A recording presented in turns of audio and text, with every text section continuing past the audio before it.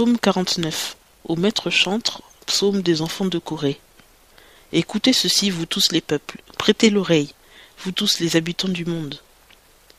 Enfants du peuple et enfants des grands, le riche aussi bien que le pauvre. Ma bouche prononcera des paroles sages et les pensées de mon cœur sont pleines de sens. Je vais prêter l'oreille au discours sentencieux, j'expose mon énigme au son de la harpe. Pourquoi craindrais-je au jour du malheur, quand l'iniquité de mes adversaires m'environne? Ils se confient en leurs biens, ils se glorifient de l'abondance de leurs richesses. Mais l'homme ne saurait racheter son frère, ni payer à Dieu sa rançon.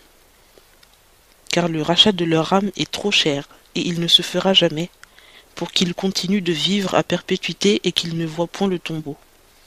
Car on voit que les sages meurent, le fou et l'insensé périssent également, et laissent leurs biens à d'autres. Ils pensent que leurs maisons dureront éternellement et leur demeure d'âge en âge. Ils ont donné leur nom à leur terre. Mais l'homme ne peut demeurer dans son éclat. Il est rendu semblable aux bêtes qui périssent.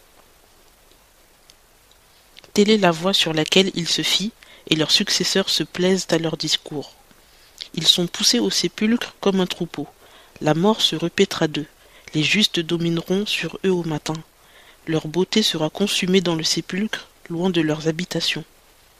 Mais Dieu rachètera mon âme de la main du sépulcre, quand il me prendra à lui. Ne crains point quand un homme s'enrichit, quand la gloire de sa maison s'accroît, car en mourant il n'emportera rien. Sa gloire ne descendra pas après lui. Que dans sa vie il rende son âme heureuse, qu'on te loue parce que tu te fais du bien.